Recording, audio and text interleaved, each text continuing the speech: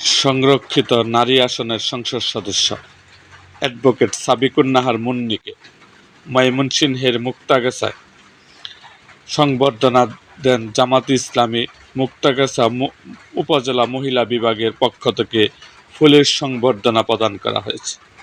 শনিবার স্থানীয় অডিটোরিয়ামে আয়োজিত এই সংবর্ধনা অনুষ্ঠানে মহিলা বিভাগের নেতৃবৃন্দ ফুল দিয়ে তাকে শুভেচ্ছা জানান এবং তার সফলতা কামনা করেন। এ সময় উপস্থিত বক্তারা বলেন, দেশের কল্যাণ ও মানুষের অধিকার প্রতিষ্ঠায় তিনি গুরুত্বপূর্ণ ভূমিকা রাখবেন বলে তারা আশাবাদী। অনুষ্ঠানে জামায়াতে ইসলামী ও মহিলা বিভাগের বিভিন্ন পর্যায়ের নেতাকর্মীরা উপস্থিত ছিলেন। সংবর্ধনা শেষে দোয়া ও মোনাজাত অনুষ্ঠিত হয়। এরকম আরও ভিডিও পেতে এবং রাজনৈতিক অঙ্গনের নানা ঘটনা ও ইতিহাস জানতে আমাদের মুক্তাগাছার ইতিহাস মিডিয়া ইউটিউব চ্যানেলটিকে সাবস্ক্রাইব করুন এবং পাশে থাকা বেল আইকনটি বাজিয়ে দিন।